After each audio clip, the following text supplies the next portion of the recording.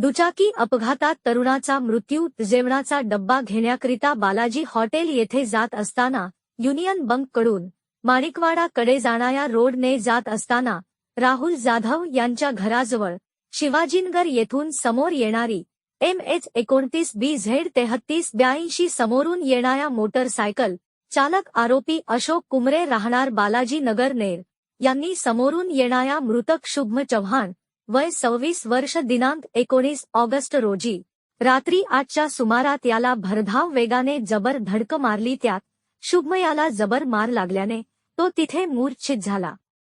तो गंभीर जखमी झाला. या ठिकाणी अपघाताचे प्रत्यक्षदर्शी तेथे उपस्थित असलेल्या नागरिकांनी उपचाराकरिता ग्रामीण रुग्णालय त्याला नेले असता उपचारादरम्यान डॉक्टरांनी त्याला मृत घोषित केले. सदर घटनेतील आरोपी यांनी निष्काळजीपणे आपली वाहन चालवून समोरून येणाऱ्या शुभम यास उडून त्याला गंभीर जखमी केले व यामध्ये त्याचा मृत्यू झाला, असा जबानी रिपोर्ट आहे. प्रतिनिधी वसीम बेग, न्यूज 24, आपकी आवाज.